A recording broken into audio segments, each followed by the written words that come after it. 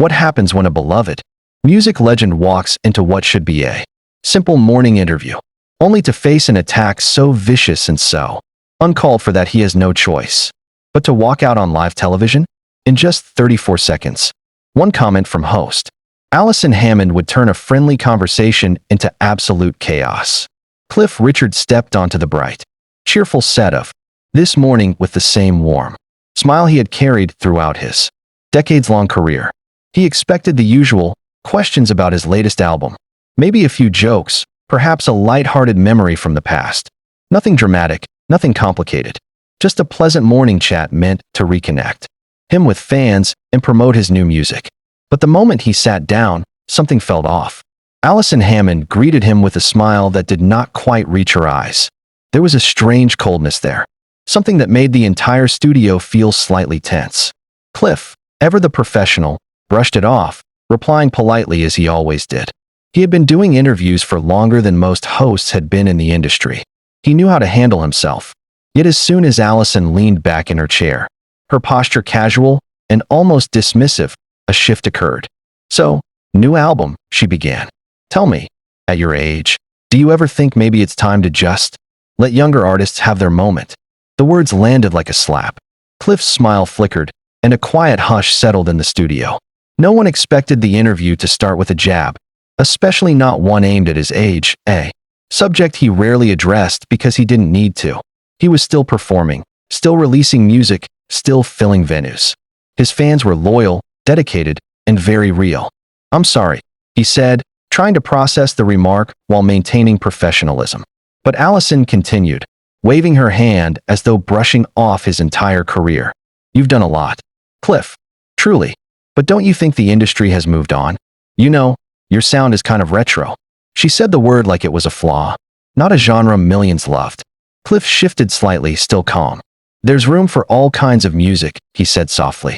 "My fans enjoy what I do, and that's what matters." "My fans," Alison repeated mockingly. Then she added, "But they're older, aren't they? Properly old. Aren't you worried your music disappears once they're gone?" The question sucked the air from the room. Even the camera crew stiffened. Cliff's composure held, but his eyes tightened. This was not an interview. It was an ambush, delivered by someone clearly trying to provoke him. Instead of engaging with her hostility, Cliff took a breath, sitting taller, choosing calm over confrontation, at least for now. Cliff kept his voice steady, refusing to let the disrespect rattle him. But the tension in the room was unmistakable. He had weathered tough interviews before. But Alison's tone carried something different, something intentionally sharp, almost gleefully cruel. "I'm here to talk about my music," he reminded her politely. Not to be insulted. His words were calm, but the message was clear. Instead of stepping back, Alison leaned in further, as though she sensed an opportunity to push him harder. "Insulted?" she repeated with a brittle laugh. "Oh, Cliff, come on. I'm just being honest. You've been doing this for what? 60? 70 years? Haven't you ever felt like maybe it's time to retire and let someone else have the spotlight?" Her smirk widened, and she looked at the camera almost proudly, as if expecting applause for her boldness. But the studio audience was silent. The crew stopped shifting. Everyone knew she had crossed a line. Cliff felt it too. He had built a career on kindness and professionalism, on bringing joy to people through music, not on tearing others down. Yet here he was, facing a host who seemed determined to belittle him on live television. "I love what I do," he replied firmly, "and I'll continue to do it as long as I want to. I don't need your permission for that." His words landed with a quiet authority that briefly wiped the smugness from her face.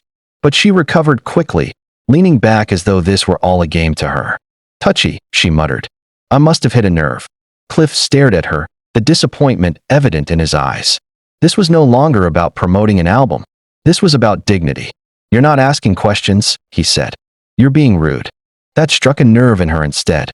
Alison straightened, her tone sharpening. "Rude? You want to talk about rude? How about showing up here and taking up airtime? That could go to someone relevant, someone people actually care about." The words didn't just cross a line, they shattered it. A producer's hand flew to their mouth. A camera operator froze mid-adjustment. The entire atmosphere turned icy. Cliff inhaled slowly, letting the weight of her cruelty settle. Then, With a calmness that surprised even the crew, he reached for his microphone. The quiet click of him unclipping it echoed louder than any argument could have. "What are you doing?" Alison asked, her confidence faltering for the first time. "I'm leaving," Cliff said simply. "I don't have to sit here and listen to this." He placed the microphone gently beside him. Every movement deliberate, every gesture controlled. It wasn't drama. It wasn't theatrics. It was self-respect, and everyone watching knew it. Cliff rose from the sofa with the same grace he had carried throughout his entire career. He didn't rush, he didn't snap, and he didn't give Alison the meltdown she seemed to be fishing for. Instead, he simply stood there, composed and dignified, while the studio around him fell into stunned silence. Alison blinked rapidly, as if trying to piece together how the situation had slipped so far out of her control. "Oh, come on, Cliff," she said, her voice wobbling now. "Don't be dramatic. Just sit down. We're live." But her authority, normally so big, so booming, had cracks running straight through it. "No," Cliff said, his tone calm but immovable. "I've been in this business a very long time. I've dealt with tough questions, strong interviewers, people who challenge me. But what I've never faced is blatant disrespect. That's what this is." The studio crew exchanged anxious looks. Even the runners at the edge of the set paused, unsure of what to do. No one moved. Everyone just watched the moment unfold like a slow-motion disaster. Alison tried to smile, but her face twitched under the effort. "You're overreacting," she insisted. But there was no confidence behind those words anymore. Cliff looked at her, his expression steady and painfully honest. "Am I?" he asked softly. "Because from where I'm standing, it seems like you invited me here just to tear me down. Why? What purpose does that serve?" She opened her mouth, but nothing came out. Cliff continued, not harshly, but with a clarity that hit harder than shouting ever could. "I think you're threatened." A ripple of shock went through the room. "Threatened by someone who has lasted in this industry longer than you've been alive. Someone who's still here, still making music, still loved. And maybe," he added gently, "you're afraid that one day, someone will ask you the same cruel questions you asked me today." For a moment, Alison looked like a person without a script. Just a woman caught in the truth of her own insecurity. Cliff reached for his jacket, lifting it from the sofa with practiced ease. "You can think my music is retro," he said. "You can think my fans are old. You can think whatever you like. But what you don't get to do is tell me I don't matter. Or that they don't." The words settled like dust after an explosion, soft but impossible to ignore. Cliff took a step back, preparing to leave, but then paused, turning toward her one last time. "One day you'll be older too, Alison," he said quietly. "And when that day comes, I hope someone treats you with more kindness than you've shown me today." Without another word, he walked off the set, leaving behind a silence so thick it felt like the studio itself was holding its breath. Backstage had never felt so suffocating. After the explosive showdown on the live show, the production crew scattered like startled birds, whispering, checking their headsets, and trying to figure out the damage the hosts had just caused. In the center of that chaos stood the beloved music legend, a man known for grace, decades of discipline, and an almost sacred loyalty to his fans. And yet, for the first time in years, his hands were shaking. He wasn't trembling out of fear. It was anger, controlled, quiet, heavy anger that came from deep disappointment. He had walked onto that show expecting a thoughtful conversation, something that would honor his long career, maybe touch on his new charity project, and give viewers a heartfelt moment. Instead, he had been cornered, mocked, and treated like a spectacle by a host more interested in creating drama than delivering journalism. His manager rushed in, breathless. "They want you to return to the stage for a closing remark," she said. "They think it'll fix the PR disaster." He exhaled slowly. "Fix it." His voice was calm, but the edge was unmistakable. "They caused it." Still, he knew millions had just watched the incident unfold. Silence wasn't an option.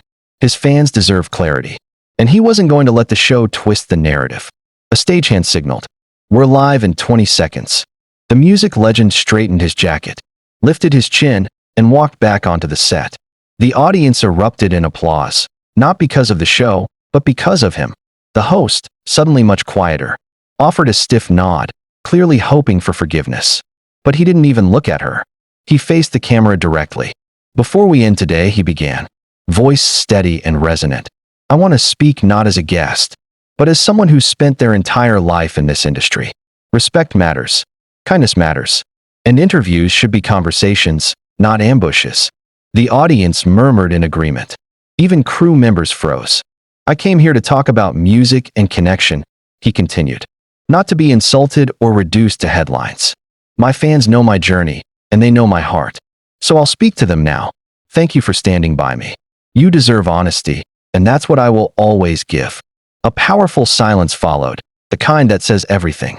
He turned, gave a final nod to the crowd, and walked off the set with quiet dignity. No shouting, no drama, just a legend choosing integrity over entertainment. Behind him, the host scrambled for words, but it didn't matter. The world had already witnessed the truth. And for the music legend, that moment became more iconic than any song he ever recorded.